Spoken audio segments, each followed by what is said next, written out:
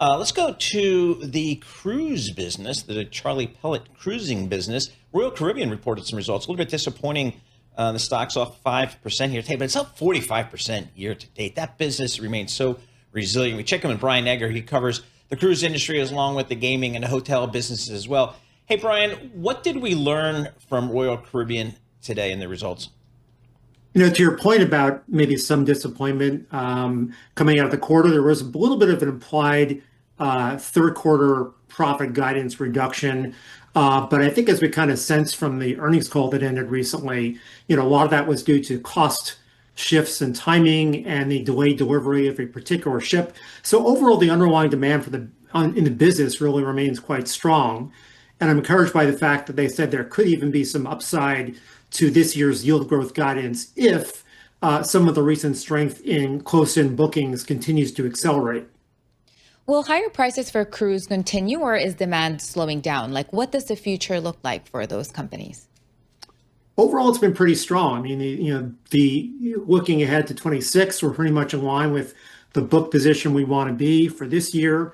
We've got a nice trajectory of increase in kind of a book position comparable to prior year levels at higher fares. So the pricing is there, and a lot of it is coming from close-in demand and from onboard and pre-cruise spending. So a lot of people are putting their money down before they take the cruise, and that's where a lot of the spending increases are coming from. Brian, what's the industry? What's Royal Caribbean and its peers? What are they doing in terms of capacity? Are they still building ships, adding ships to the fleet? What's going on there? It's still on balance a kind of a mid-single digit, 4 or 5% long-term capacity growth. It's even lower, closer to nil this year for Carnival. So overall, it's comparatively moderate. There is some new hardware coming online, and that very often does help yield growth. But from an historical perspective, it's pretty much been the norm. How might broader factors or external factors like fuel price volatility or geopolitical tensions really compressing margins for the remainder of 2025? Are they doing some cost hedging, or are they trying to be flexible with operations?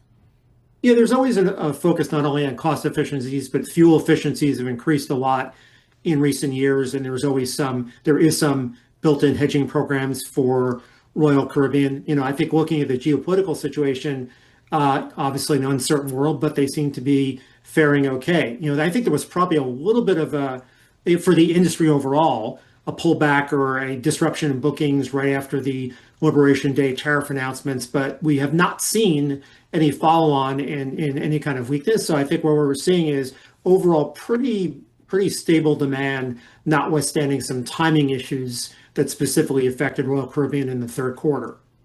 Brian, are there parts of the world that people are cruising more or cruising less? Is that one way to look at it? I mean, the big cruise market, the largest, is North America and the Caribbean, but it's increasingly a global industry. Arguably, I'd say it's less penetrated in terms of the population penetration in places like Asia.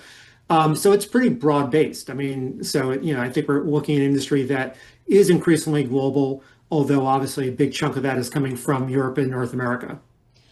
The company said that trips for the remainder of this year and 2026 are booked at higher rates than prior years. Can you talk a little bit more about that?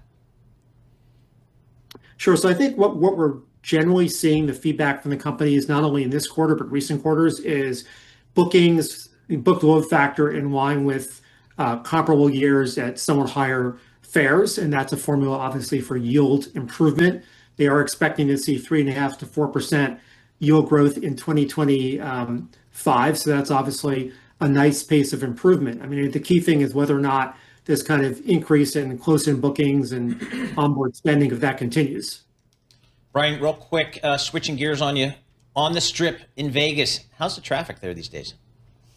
I think the sense is that traffic maybe in Vegas in the summer was a bit slower than it has been in prior summers, and there are some kind of comparison issues there. Overall, I mean, Vegas demand has been fairly resilient, as is true of most subsectors of leisure travel. We'll get more feedback from like MGM, for example, on their earnings call tomorrow night. But I think there was a sense that maybe the summer months, May, June, kind of going into July, maybe a little slower, but we'll get a little bit better sense of that when we hear from MGM, actually Caesars tonight, MGM tomorrow. All right, awesome. Bellagio on the Strip. I got the Sweeney High Roller Suite always waiting for me. Brian Egger, he goes anywhere he wants in Vegas.